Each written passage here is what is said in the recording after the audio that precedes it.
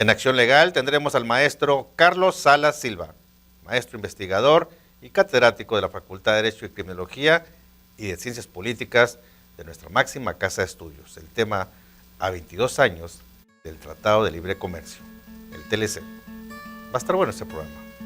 Acción Legal.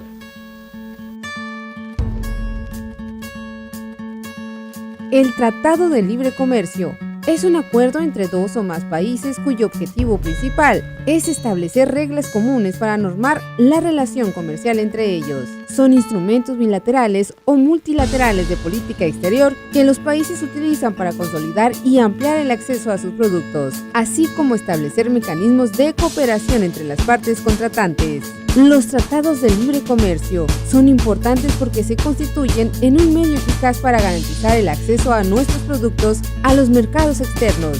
Toda esta información sobre este tipo de tratados nos ayuda a conocer sobre nuestra economía que tenemos en México y en el mundo.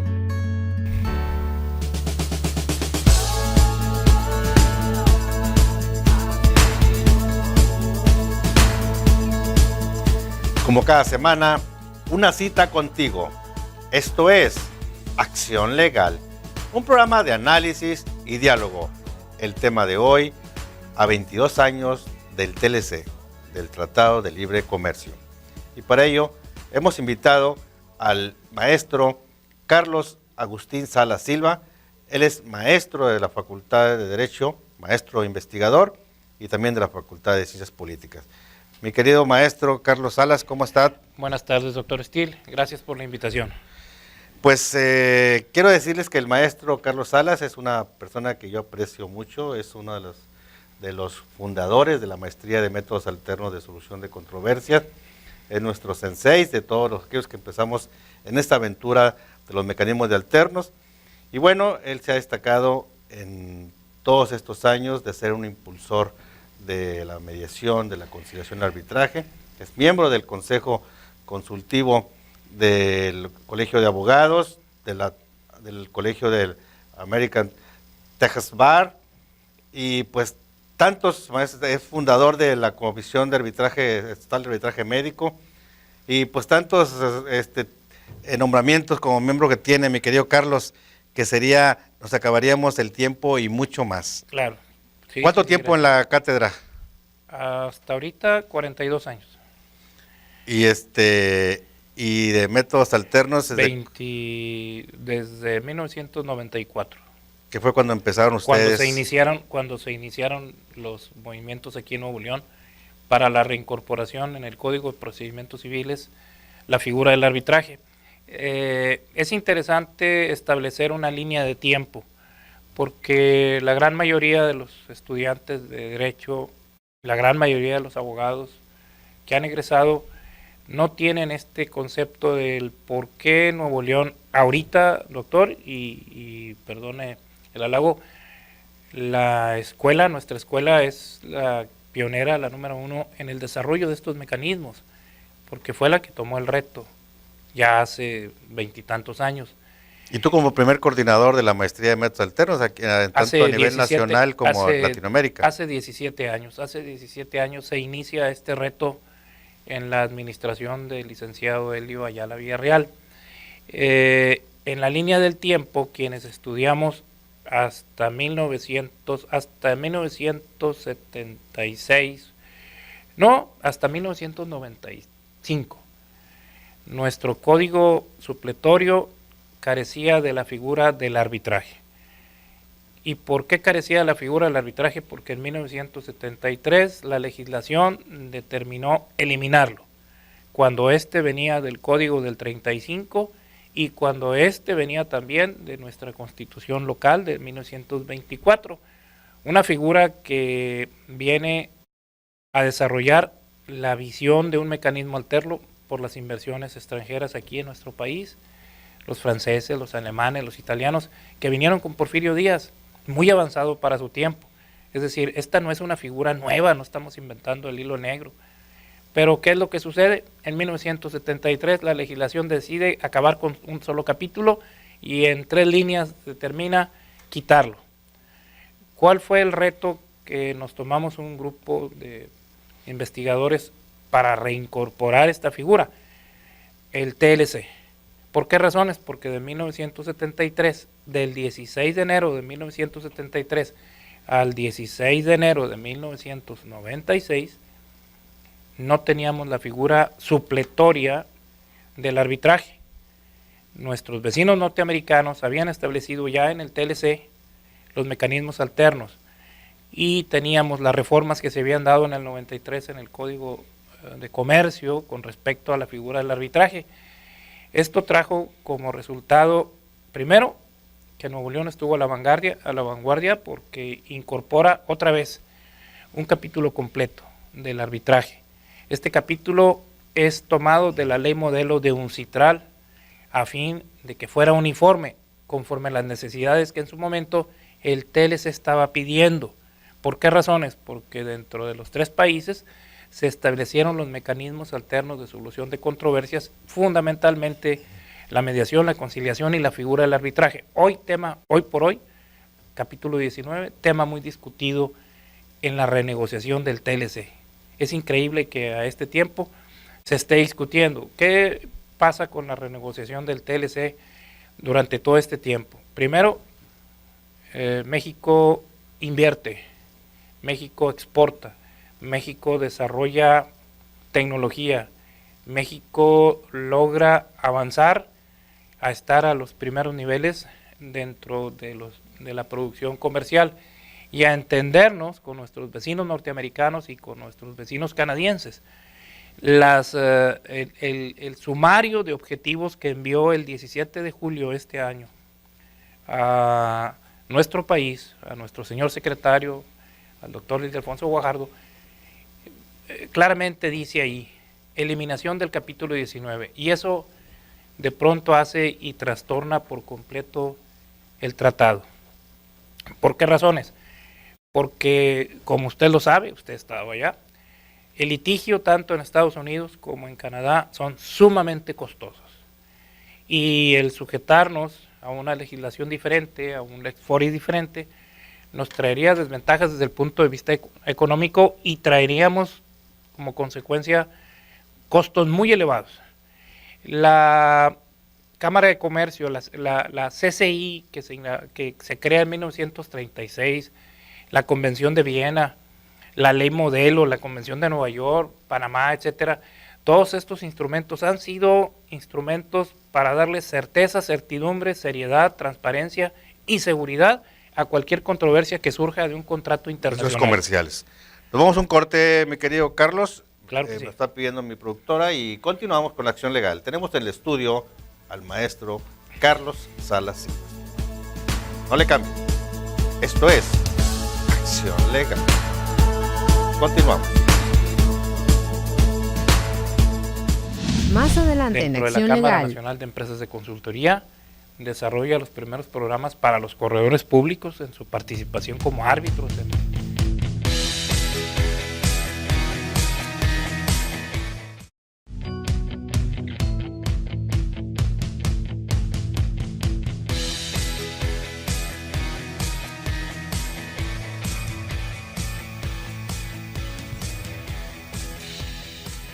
A 22 años del Tratado de Libre Comercio, tenemos en el estudio para que nos dé una perspectiva de lo que es este proceso al maestro Carlos Salas Silva.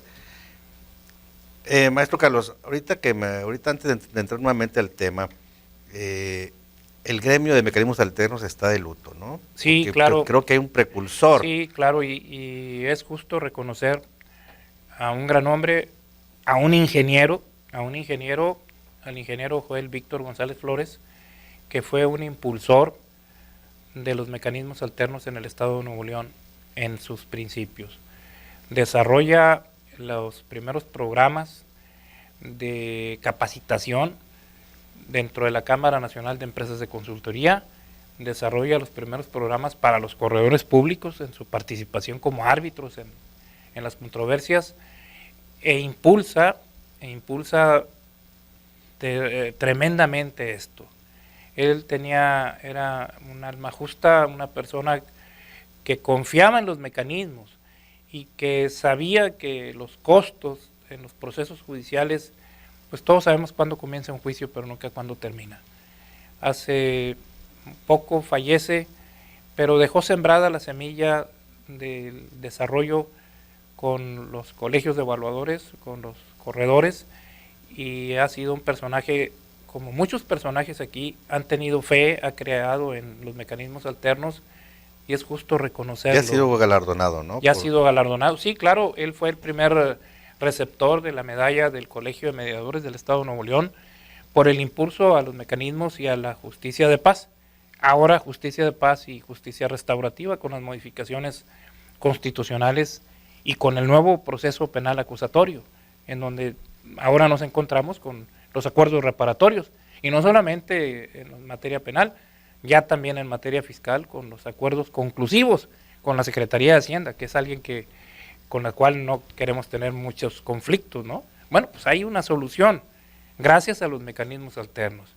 Y este impulso no se hubiera dado si no hubiesen entendido en su momento quienes tenían la voluntad política, porque esto es muy importante, tener la voluntad política de desarrollar, de impulsar un mecanismo y de que éste se ponga en acción.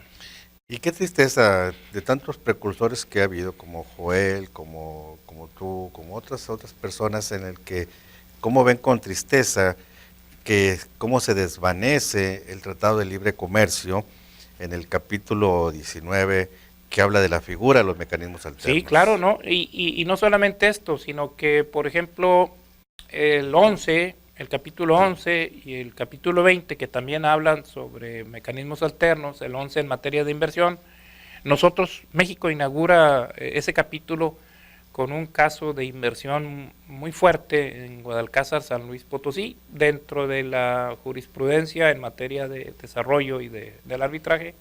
Pues lamentablemente ese capítulo, en el 11, tuvimos el primer arbitraje en donde había la presencia de un mexicano en el panel de árbitros, el doctor José Luis Siqueiros, y marcando su independencia y su autonomía y su principio de libertad para resolverlo, pues resolvió que eran los norteamericanos y los canadienses los que deberían de ganar la controversia, y perdimos el primer arbitraje dentro del Tratado de Libre Comercio.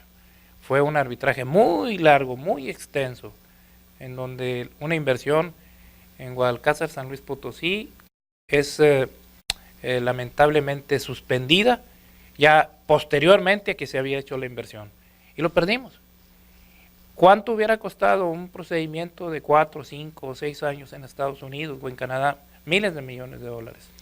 ¿Y esto por qué está sucediendo? ¿Por qué esta duda respecto a conservar estos capítulos que tratan de ser la justicia sumaria? Bueno, primero, porque el principio de neutralidad, de confidencialidad, el principio de imparcialidad que establece cualquiera que quiera ser árbitro a nivel local o a nivel internacional, es garante para las partes.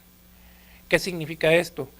Que los árbitros van a determinar en conciencia, en derecho, ad hoc, según sea el tipo de arbitraje, una solución, y que vamos a estar convencidos que un panel arbitral no va a resolver ni en favor de un país ni en favor de otro. Va a resolver conforme los elementos o las bases probatorias que cada una de las partes tienen, cumpliendo con el debido proceso. Pero en base a ese ejemplo que pones de Guadalcázar, San Luis Potosí, fueron beneficiados los estadounidenses y los canadienses. México pues fue derrotado. Pero fue derrotado porque ahí hubo manejos que pudieran determinarse en este momento, y que ahora en las peticiones, en este nuevo tratado, solicita dentro de la renegociación, por ejemplo, transparencia, corrupción, etcétera. Ahí hubo situaciones en las cuales los norteamericanos tenían la razón, ya tenían lista la inversión, ya iban a abrir el centro o el depósito tóxico, un depósito donde se iba a realizar, se iba a guardar elementos tóxicos, y lo clausura el estado de San Luis, justificando que era una zona protegida dentro del punto de vista ambiental y que por lo tanto no se podía permitir. pues, obviamente tenían una razón. Ellos tenían una inversión de millones de dólares que habían hecho ahí para establecerlo. Eso se pudo haber señalado antes de hacer toda la construcción, infraestructura, etcétera.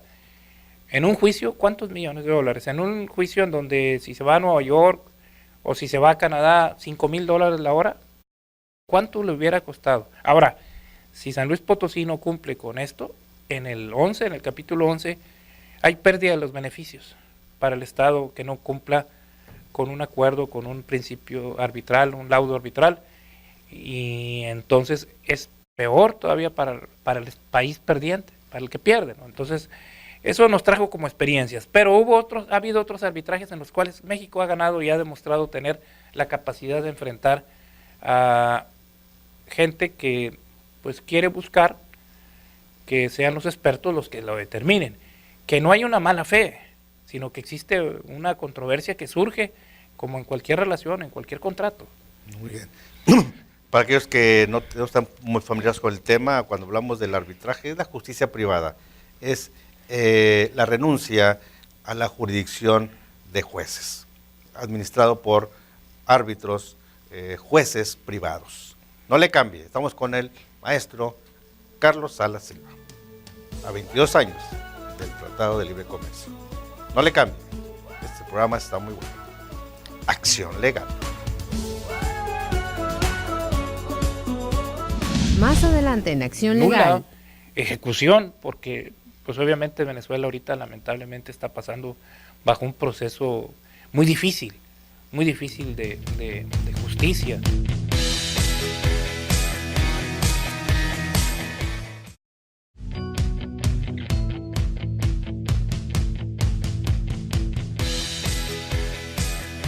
Continuamos con Acción Legal. Estamos con el tema 22 años del Tratado de Libre Comercio. Mi querido Carlos Salas Silva, en este asunto que me comentas, también se han ganado arbitrajes. Sí, claro, sí se han ganado arbitrajes. ¿Quién los administra? La Secretaría los administra, por ejemplo, las partes establecen, y todos lo sabemos en las cláusulas, quiénes van a ser los administradores, qué centro administrador, si es una cámara, si es la Cámara de Comercio Internacional, si es la Cámara de Comercio nuestra, que tiene capacidades, si es un centro privado, etcétera. Queda al principio de la voluntariedad de las partes dentro del contrato de la cláusula, ¿no? Y dentro de los principios de administración o dentro de la regulación.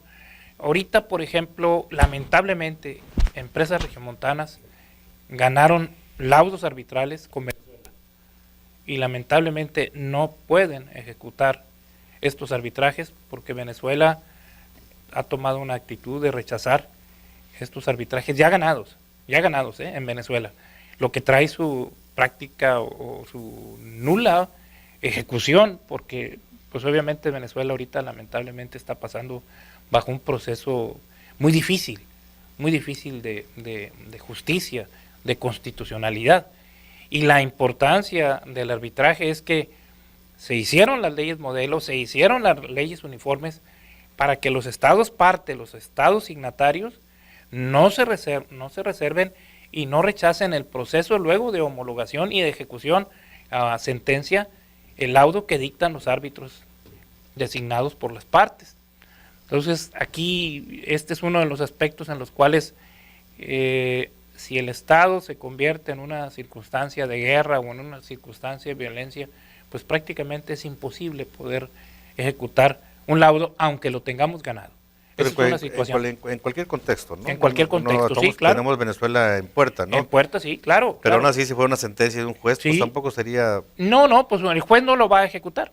Obviamente va a desconocerlo. ¿Por qué? Porque hay un rechazo a una situación de esta naturaleza. La importancia es que se cumpla esa expresión que todos los que participan en el arbitraje, el pacta sunt servanda entre las partes. Lo acordado a cumplirse. Lo pactado obliga. Lo pactado obliga. ¿Cómo se constituye un panel arbitral en el Tratado de Libre Comercio? Bueno, pues en el Tratado de Libre Comercio cada una de las partes determina un árbitro que no importa su ciudadanía, no importa su nacionalidad, y en el acuerdo establecido dentro del proceso de negociación para llevar a cabo el proceso del arbitraje, pues son designados y claro, previa aceptación, porque se pueden, en determinado momento el árbitro puede no aceptar ser árbitro, previa aceptación, entra a participar y establecen las reglas basadas en un proceso administrativo que lo puede llevar a cabo cualquier organismo internacional que administra procedimientos arbitrales.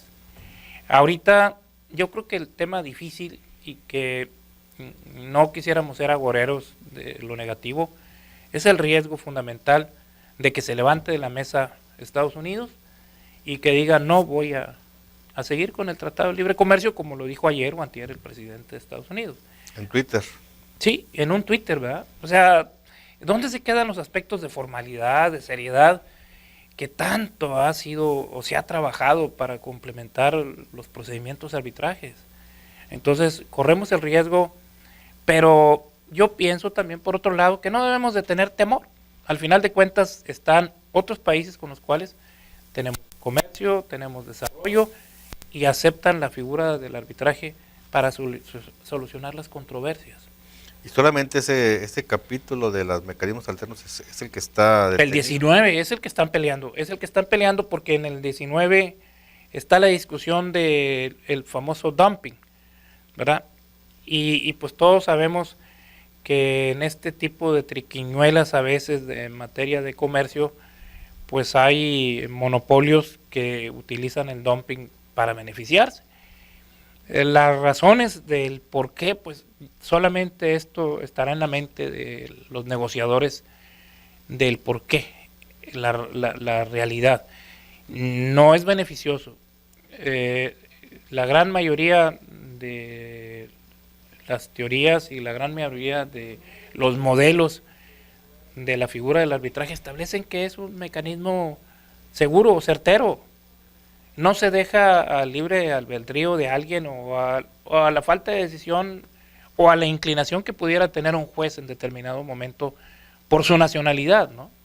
Por eso es lo importante el cumplimiento de los principios convencionales. Las convenciones y los tratados internacionales, de acuerdo a nuestra constitucionalidad, son ley, están en ese equilibrio. Pero vamos a ver qué pasa. Esta semana tenemos la segunda ronda de negociaciones. Esperemos que ya hayan sentado cabeza y que vean que no se elimine estos mecanismos, porque entonces no tendría razón de ser lo demás, que para quienes somos seguidores del arbitraje, sin la figura del arbitraje nos tendríamos que ir al proceso adversarial o litigioso, que es muy costoso. Y aparte, pues puede ser muy complicado. No, claro que va a ser muy complicado. Claro que es muy complicado para los jueces para los jueces determinar, aunque hay un principio que dice que el juez es árbitro de árbitros, perito de peritos, ¿no? Pero en algunas cuestiones de naturaleza de controversias, de naturaleza, por ejemplo, de nanotecnología, o de estas nuevas formas de ciencia, o de estos valores intangibles, etcétera, no tienen el expertise.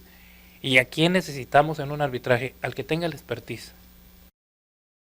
Por ello participan ingenieros, arquitectos, es una actividad multidisciplinaria. No nada más los abogados son árbitros, puede ser cualquier individuo que tenga un expertise, que nos vaya a dar claridad o luz en nuestra controversia. Pues esperemos, mi querido Carlos, que se firme ese Tratado de Libre Comercio. México pues, va a estar, en caso de que no se firma, pues va a ser el más afectado porque tenemos una gran parte de inversiones con ciudadanos allá en Estados Unidos. Sí, ¿no? Claro, pero yo creo que ahorita es el momento importante de reflexión. Es un ejercicio de reflexión. Yo conminaría al señor presidente de los Estados Unidos a que reflexionara que, por ejemplo, ahorita tiene a una ciudad hundida bajo el agua, en donde según ellos mismos hablan de que van a necesitar 10 años para reconstruir, en donde se va a necesitar la mano de obra, en donde se va a necesitar mano de obra calificada, en donde se va a necesitar la reinversión, y está sentado a la mesa teniendo un problema en casa y no reflexionarlo de la trascendencia, pues nos parece una situación muy bizarra, muy extraña, ¿no? Pero bueno, es el presidente de Estados Unidos y sus instrucciones tendrán sus negociadores. Así es. Pues te agradezco mucho, mi querido Carlos. Muy amable, doctor Steele. Estamos para colaborar y para impulsar. Yo conmino a toda la población a que en cualquier actividad contractual, nacional o internacional, incluyan las cláusulas compromisorias en arbitraje. No cuesta nada, es muy sencillo y tenemos la certeza de que nuestra controversia va a ser resuelta por expertos en la materia de la obligación contractual que tengamos. Con absoluta independencia, con absoluta imparcialidad y con absoluta neutralidad. Hasta la próxima emisión. Nuevos personajes, nuevos temas que a ti te interesan. Esto fue Acción Legal. Bye bye.